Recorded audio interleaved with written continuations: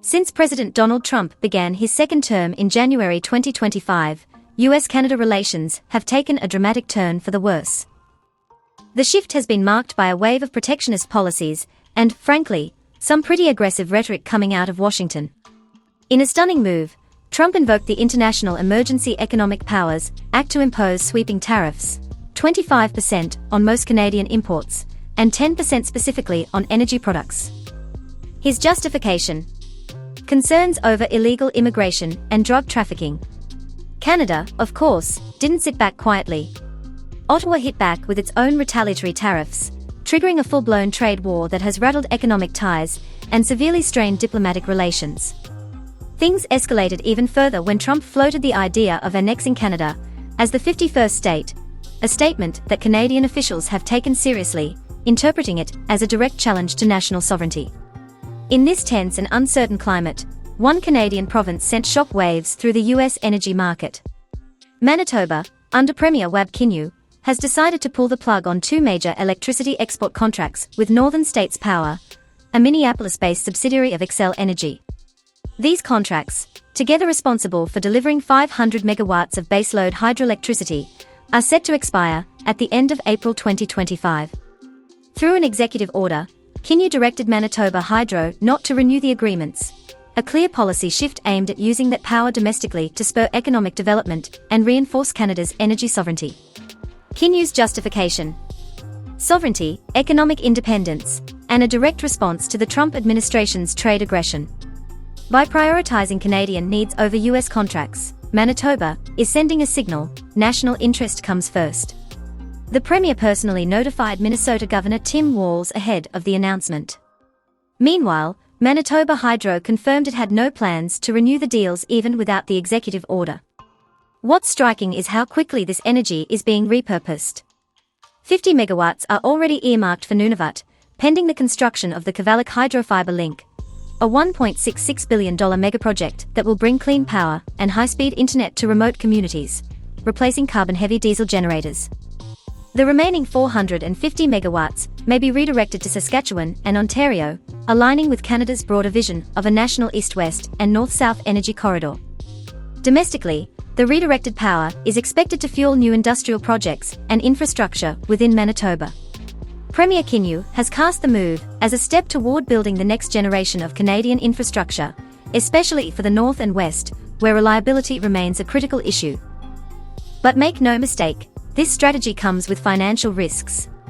U.S. export contracts have historically provided more lucrative returns than domestic sales. Manitoba Hydro, already carrying nearly $25 billion in debt, now faces the challenge of plugging that revenue gap. The utility has forecasted $31 billion in infrastructure investments over the next 20 years. To manage this, Manitoba Hydro has proposed a nearly 11% increase in electricity rates over the next 3 years, following a planned rate freeze in 2025. After that, annual increases of 3.5% are expected. While this transition was reportedly factored into the utility's long-term planning, it's still a tough sell to households and businesses already dealing with inflation and higher living costs. In its latest submission to the Public Utilities Board, Manitoba Hydro stressed the urgent need to modernize aging transmission infrastructure and laid out plans for new gas turbines to maintain grid reliability during harsh winter peaks. Politically, the move is being interpreted in two ways: as a practical shift in energy policy and as a powerful assertion of Canadian autonomy. Cutting back U.S. energy exports signals a clear break from reliance on a volatile neighbor. But critics argue that the timing, right in the middle of federal election campaigns, suggests there may be some political calculus involved. It's worth noting that Manitoba Hydro signaled as early as 2022 that it might need to reserve more capacity for domestic use once the U.S. contracts expired. So this move, while dramatic, isn't entirely out of the blue. Still, critics like PC Hydro critic Lauren Stone warn of significant financial risks in prioritizing less profitable domestic markets. And while the province's green ambitions are commendable, its plan to install gas turbines has raised eyebrows, especially given its stated goal to phase out fossil fuels by 2035. Let's pause here for a moment. If you're finding this analysis insightful, consider hitting the like button. It helps this video reach more viewers. Now, back to the story. As tensions with the US mount, Another unexpected development has taken shape. China has massively increased its energy imports from Canada, while slashing its oil purchases from the United States. This shift is directly linked to the worsening US-China trade war. Facing steep US tariffs, up to 125% on Chinese imports, Beijing has turned to more stable and economically viable suppliers. And despite Canada's own rocky relationship with China, economic pragmatism appears to be winning out. In March 2025, Chinese imports of Canadian crude oil hit a record 7.3 million barrels. This surge was enabled by the full operation of the Trans Mountain Pipeline expansion, completed in May 2024.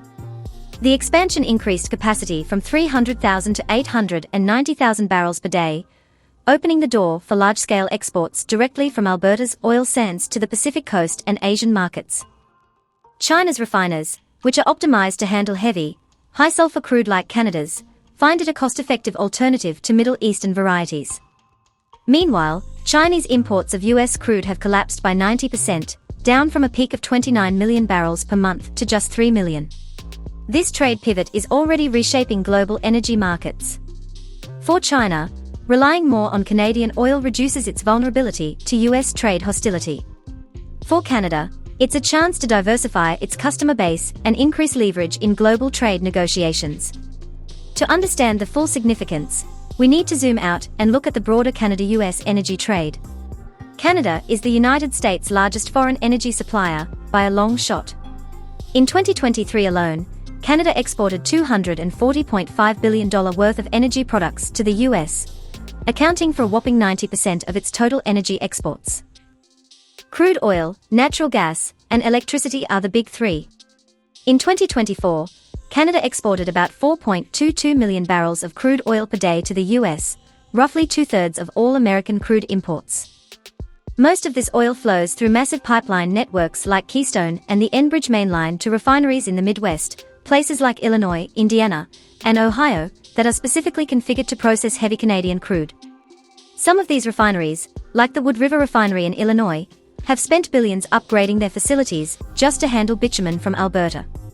When the Keystone Pipeline temporarily shut down due to a spill in North Dakota in April 2025, it disrupted 624,000 barrels per day of crude transport and sent ripple effects through the region's fuel markets. Canada is also the top supplier of natural gas to the U.S., exporting about 8.5 billion cubic feet per day in 2024. This gas is critical for heating homes, powering industry, and generating electricity, especially in winter. And then there's electricity. In 2023, Canada exported nearly 50 terawatt-hours of electricity to the U.S., worth over $4.3 billion. Most of it comes from hydro-rich provinces like Quebec, Ontario, Manitoba, and British Columbia. The two countries are linked by 37 major transmission lines, creating a deeply integrated continental grid. Any disruption to this energy flow, like Manitoba's current move, can cause serious consequences: spiking energy prices, destabilized grids, and even potential blackouts in certain areas. Politically, these moves could further inflame tensions already stoked by Trump's trade war. Canada's decision to cut back exports isn't just economic, it's symbolic. A statement of self-reliance. A challenge to an increasingly unpredictable partner. Zooming out, Trump's second term is reshaping global trade and geopolitical alignments. Traditional allies like Canada and the EU are pivoting hard. Canada is ramping up ties with the European Union through CETA, with bilateral trade already up 65% since 2017. New deals with countries like Indonesia and Ecuador are pushing Canada toward its goal of increasing non-US exports by 50% in 2025. Meanwhile, China is also adapting. Faced with US tariffs up to 145%, Beijing is boosting trade with Canada and deepening ties with the EU.